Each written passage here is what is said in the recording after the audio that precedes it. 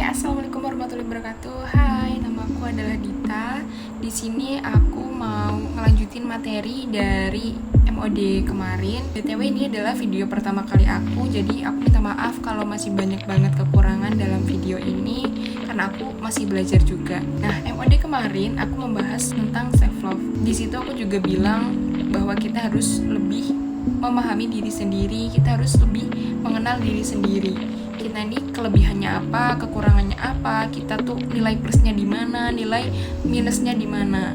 Dan setelah aku MOD kemarin, aku ngelihat postingannya Mbak Fitri di Instagram. Intinya captionnya itu dia bilang bahwa dia itu hobinya emang ngomong kayak gitu loh. Dan aku akhirnya menyadari bahwa ternyata hobiku juga sama kayak Mbak Fitri, yaitu hobi ngomong. Jadi kalau misalkan sehari aku nggak ngomong sama seseorang dan itu bisa jadi manfaat buat dia, itu rasanya kayak kurang gitu loh. Paham gak sih? Nggak harus home sharing, nggak harus ketemu orangnya, tapi seenggaknya tuh aku harus VN ataupun ngechat seseorang dan itu membuat perubahan di hidupnya dia gitu loh. Jadi nilai plusnya aku adalah aku orang yang cukup percaya diri untuk ngomong di depan orang banyak, dan aku memanfaatkan hal tersebut karena aku menikmati ngomongku ini bisa bermanfaat buat teman-teman semua gitu loh. Gitu ya. Tadi aku udah perkenalan dan intronya mungkin udah cukup. Jadi kode kemarin itu menurut aku sangat luar biasa karena bener-bener acaranya terstruktur, dan kurangnya ya cuma dari masalah teknis aja, sound systemnya itu kemarin bermasalah. Selain itu kita semua sudah luar biasa, dari segi peserta pun cukup aktif ya, meskipun pas sesi saya masih pada belum fokus atau belum masuk ke acara, masih pikirannya tuh masih di jalan mungkin atau apa. Maaf kalau di sini saya nggak bisa serius-serius banget karena emang bawaannya dari sana seperti ini. Oke. Kalau saya memaksakan diri untuk serius, nanti aku menjadi bukan aku gitu loh. Jadi aku menjadi orang lain, dan itu pasti sangat melelahkan untuk berpura-pura menjadi serius bagi saya. Mungkin bagi teman-teman yang serius juga nggak bisa pura-pura bercanda gitu loh. Nah, MOD 3 ini sangat spesial karena entah kenapa aku punya semangat dan niat untuk bikin materi lanjutan dari materiku kemarin, dan dengan perasaan yang sangat happy, dengan diriku yang lebih happy tentunya, dan semoga teman-teman juga happy ya nontonnya.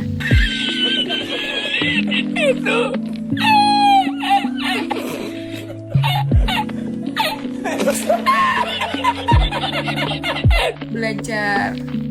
Nah, materi aku kali ini dalam belajar part 1 edisi pulang MOD 3. Aku baru banget ngedit ini loh.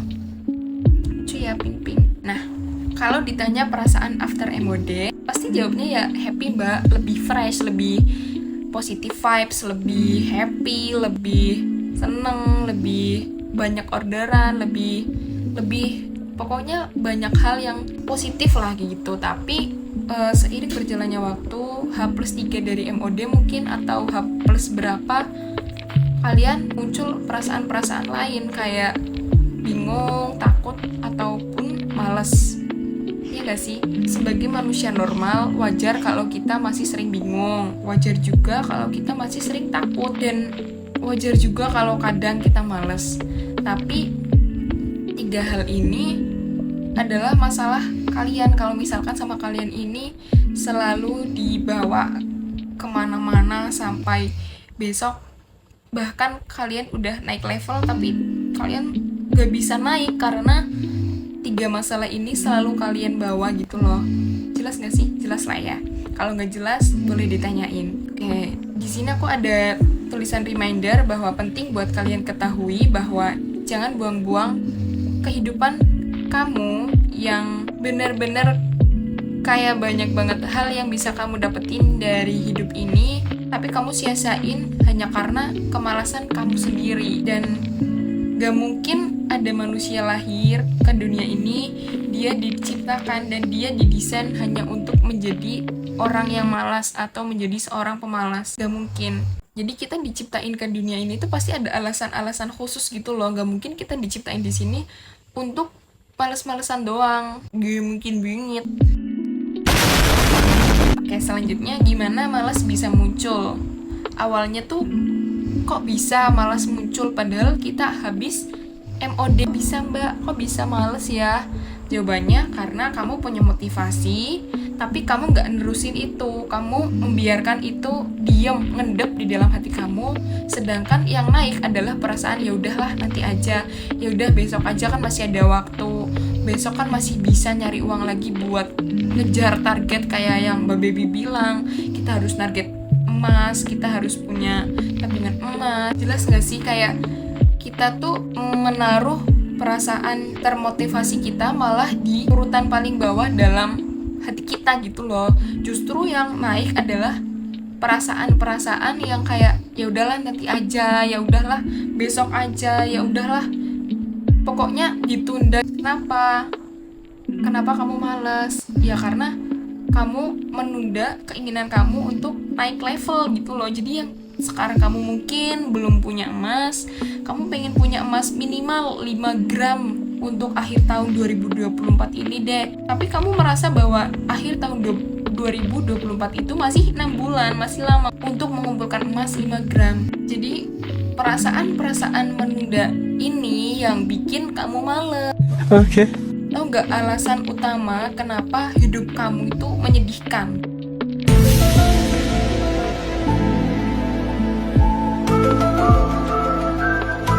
Kenapa? Karena kamu malas. Jadi kamu gak effort untuk menjalani hidup kamu. Kamu tuh di saat teman-teman yang lain effort bikin box packing, effort bikin katalog, effort ngechatin customer, reseller, bahkan dropshipper, di chat, diajarin, telaten, tapi kamu nggak terlalu effort untuk itu loh. Tapi setiap ada home sharing, kamu malah kayak seolah-olah tersakiti, padahal kamu tersakiti oleh kemalasanmu sendiri.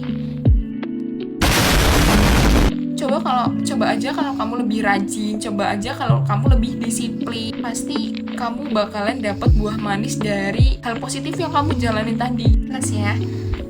Jadi alasan kenapa kamu susah untuk memulai, alasan kenapa kamu susah untuk konsisten, alasan kenapa kamu males terus, dan alasan kenapa kamu ngerasa kayak hidup kok kayak capek banget gitu loh, itu karena kamu membiarkan realita kamu untuk mengkontrol hidup kamu. Misal, tadi kan katakanlah kita pengen beli emas minimal 5 gram di akhir tahun 2024, kita udah punya minimal emas 5 gram. Tapi realitanya kita dibilang sama ibu atau orang tua kita bahwa jangan nabung emas, nanti rugi, jangan beli emas, nanti rugi. Atau dengan trauma-trauma masa lalu yang mungkin emas kalian hilang atau whatever lah, kayak banyak banget hal dari luar yang bikin kalian tuh nggak yakin sama impian kalian sendiri. Biasanya sih dari orang tua ya, mama yang bilang beli emas tuh nanti rugi, beli emas itu nanti rugi di ongkos, nanti rugi di ini, nanti hilang lah, nanti inilah itulah. Jadi impian kalian baru mau kalian buat, tapi dari orang tua kalian itu udah banyak banget penolakan gitu loh. Dan kamu mengizinkan penolakan dari ibumu ini untuk mengontrol diri kamu loh, untuk mengontrol masa depan kamu. Karena ibumu tidak mengizinkan, akhirnya kamu, oh ya udah deh, aku nggak jadi beli emas karena nggak dibolehin sama mama. Nggak boleh kayak gitu loh. Jadi setelah kamu nggak dibolehin dan kamu menerima bahwa kamu nggak dibolehin, di situ akhirnya kamu merasa males gitu loh, karena kamu gak effort buat ngebuktiin ke mamah kamu bahwa nabung emas itu gak serugi itu loh. Dengan kamu punya emas, kamu punya lebih banyak dropshipper. Dengan lebih banyak dropshipper, kamu punya lebih banyak uang setiap bulannya, dan kamu bisa beliin mamahmu mesin cuci mungkin, bisa beliin mamahmu motor mungkin, atau bisa beliin mamahmu HP mungkin, apapun.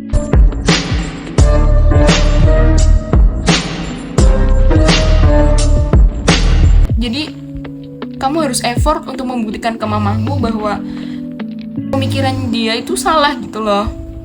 Jelas ya, kamu membiarkan dirimu untuk tidak mengaktifkan superpower yang ada dalam diri kamu dengan kamu menerima bahwa oke, sama mama aku nggak boleh ngimpi emas. Padahal ketika kamu menolak bahwa ya oke, mamaku emang nggak mengizinkan, tapi diri aku tuh pengen punya emas banyak. Dan karena kamu menerima realita kamu, karena kamu manut kepada realita kamu, akhirnya kamu tidak bisa mengaktifkan superpower yang ada di dalam diri kamu, dan kamu kembali ke comfort zone kamu di mana kamu jualan ya asal jualan, posting asal posting, gak laku ya gak masalah lah, yang penting produknya belum expired.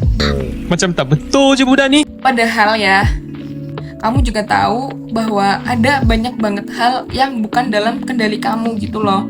Kamu membiarkan diri kamu terbelenggu dalam ya pemikirannya orang tua kita yang terlalu sempit. Padahal kita bisa keluar loh dari kandang tersebut. Paham gak? Paham ya? Kalau intinya kalau kalian gak paham, nanti ditanyain aja pas home sharing. Contohnya kayak kalian mengkhawatirkan kalau misalkan aku bilang ke mama bahwa aku pengen beli emas, nanti responnya gimana ya? Terus atau mungkin kalian gak takut sama perkataan orang tua, tapi kalian takut sama besok gimana ya jadinya kalau misalkan aku gak bisa beli emas. Gimana ya misal kalau besok aku gagal gak bisa sesuai target yang udah aku buat. Gimana ya kalau besok ternyata realitanya gak sesuai yang aku harapkan gitu loh. Ternyata ada apa gitu loh di depan sana. Atau apapun itu yang bukan kendali kamu. Dan sama kamu itu dipikirin terus. Apapun lah. Dari faktor eksternal, dari pacar mungkin, dari teman, dari keluarga, dari apapun, intinya hal eksternal yang membuat kamu salah fokus, akhirnya kamu stres, dan semakin stres di situ akhirnya kamu semakin males dan kamu bakalan semakin capek sama hidup yang kamu jalanin.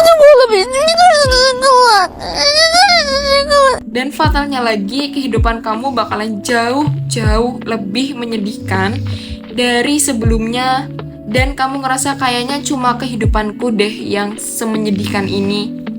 Padahal aslinya tuh enggak.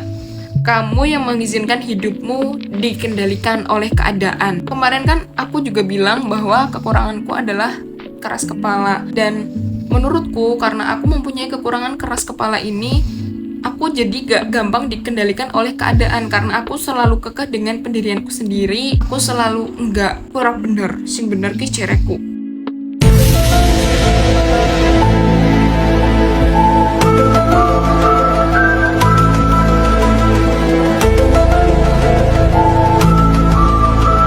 Mungkin kayak terkesannya salah, cuma bagiku ini adalah sebuah berkat gitu loh. Mempunyai sifat keras kepala yang lumayan akhirnya membuat aku bisa menolak pemikiran-pemikiran negatif dari luar, dan aku berdiri dengan otakku sendiri, berdiri dengan kakiku sendiri bahwa enggak kayak gitu loh, enggak seburuk itu. Aku yakin bahwa aku pasti punya masa depan yang baik. Jadi kalau misalkan orang bilang, alah ora usah ini, ora usah itu, ora usah tuku ini itu, aku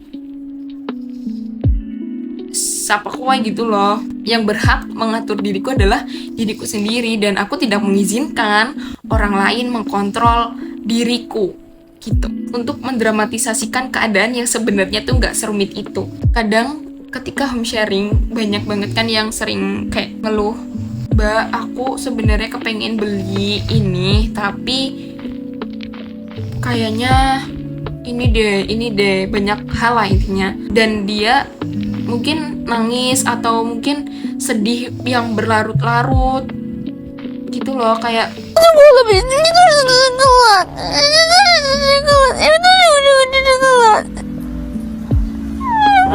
stop mendramatisasi keadaan yang sebenarnya tuh nggak serumit itu loh. Misal kalian merasa hidup kalian rumit karena ya keluarga kalian tuh nggak support. Aku arep tuku emas tapi keluargaku juga butuh uang.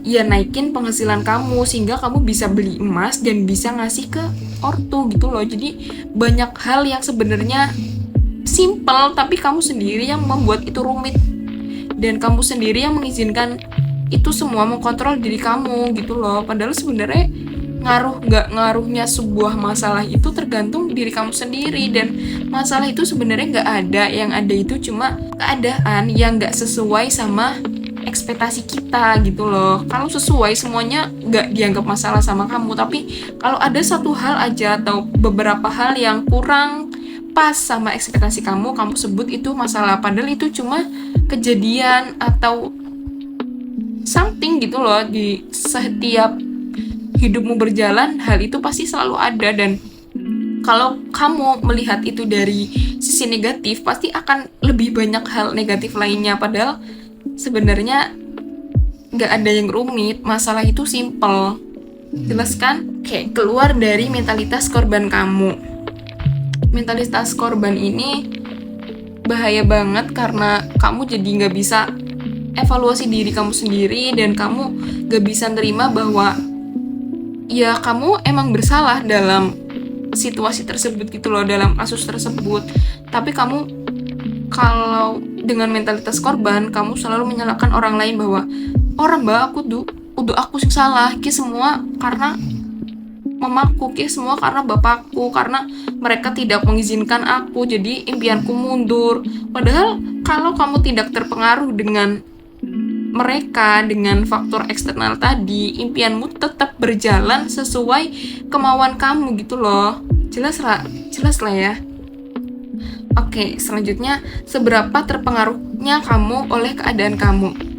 Ini penting banget karena kalau kamu terpengaruhnya tuh masih tinggi, ya susah untuk kamu bisa cepat untuk naik level gitu loh. Makanya kenapa kok kadang di tim kita itu nggak melulu yang lebih lama itu lebih banyak hasilnya, bahkan ada yang baru tapi hasilnya kok cepet, karena ya ini mereka tuh tidak terpengaruh dengan keadaan mereka tuh fokus kepada inner worknya mereka fokus kepada kerja diri sendirinya mereka, jadi nggak peduli apapun kata orang, dia hanya fokus ke pokoknya aku kie gitu loh, nggak peduli dengan mamaku tidak setuju, bapakku tidak setuju, atau banyak hal lain, mungkin temanku menjauh atau apapun, aku tidak peduli, pokoknya aku pengen sukses before berapa gitu loh. Aku pengen akhir tahun 2024 aku udah punya 10 gram misal, atau apapun lah, kalian bisa membuat impian sesuai keinginan kalian gitu loh. Realita yang terjadi kepada kamu hari ini belum tentu menjadi masa depan kamu di 5 tahun kemudian, kecuali kamu sendiri yang mengizinkannya terjadi. Paham gak? Misal di hari ini kamu adalah seorang yang banyak mendapatkan hal buruk, mungkin kamu gak jadi closing, kamu gak laku-laku di hari ini, gak dapat orderan. Ini belum tentu 5 tahun ke depan kamu masih gak dapat orderan, selama kamu tidak mempercayai bahwa aku adalah orang yang gagal.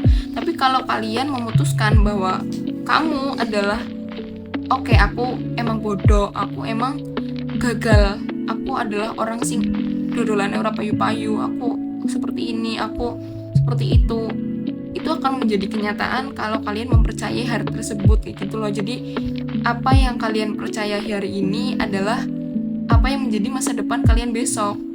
Kalau misalkan kalian percaya bahwa kalian adalah wong sing closingan titik, maka besok kalian gak bakal dapat closingan banyak, meskipun di hari lebaran ataupun hari event. Jelas ya? Jadi mulai sekarang gunakan mindset everything is happening for me, bukan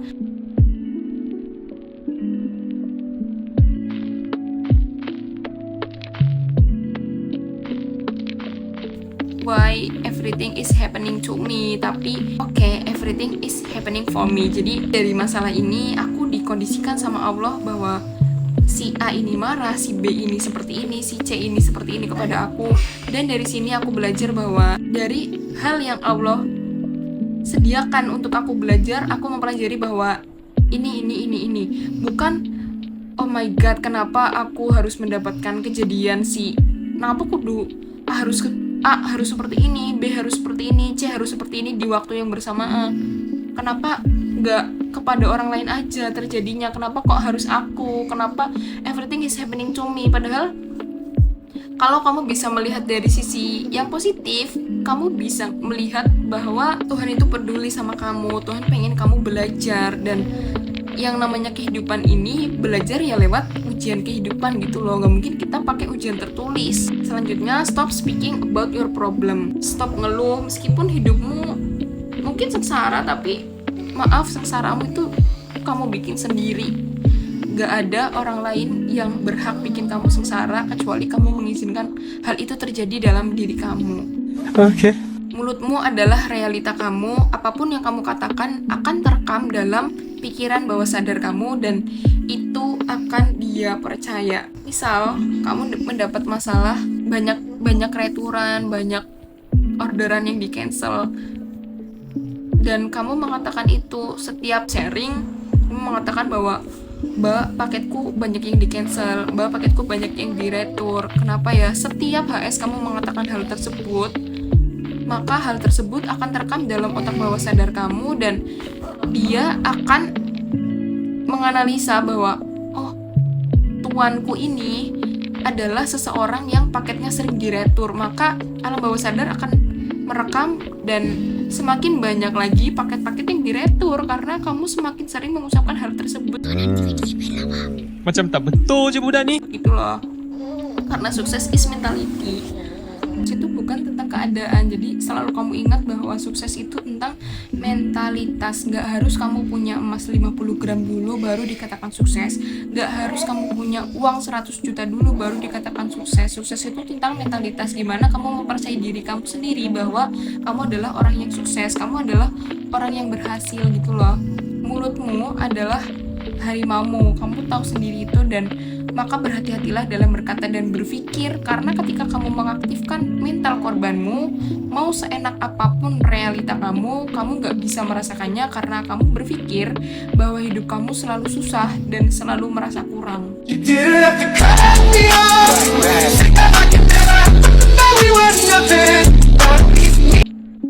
Jelas gak? Selama mental korbanmu masih kamu bawa dalam kehidupan, ya mau kamu dikasih orderan setiap hari pun, mau dikasih orderan sebanyak apapun, kamu tetap merasa kurang karena kamu merasa bahwa hidupmu itu emang kurang, hidupmu itu penuh dengan kesengsaraan gitu loh, karena kamu adalah korban, karena kamu adalah seorang yang paling menyedihkan gitu. Jadi stop untuk gunain mental korban kalian dan aktifkan mental suksesmu dan lihat perubahannya dalam 90 hari. Mental sukses di sini bahwa kamu dapat orderan satu pun kamu sudah merasa bahwa wow, aku dapat orderan, berarti aku adalah orang yang sukses. Aku sudah berhasil dapat orderan hari ini, alhamdulillah. Dengan kamu bersyukur, itu akan menarik orderan-orderan lainnya. Dan jangan lupa, jangan sampai kamu mengafirmasikan uangmu hanya dari orderan aja gitu loh. Jadi kamu juga harus mendoakan dropshippernya kamu harus mendoakan member-membernya kamu, dan upline-upline-nya kamu juga gitu loh. Karena rezeki itu nggak selalu tentang uang. Ya, mungkin segitu dulu dari aku. Jangan lupa aktifkan mental suksesmu dengan afirmasi setiap hari, setiap pagi dan malam. Dan jangan lupa meditasi agar kamu bisa lebih tenang dalam hidup. Mungkin itu bakal aku bahas di video-video selanjutnya. Dan buktiin bedanya kehidupan kamu yang sekarang dan besok dalam 90 hari konsisten melakukan afirmasi. If the sun refused to shine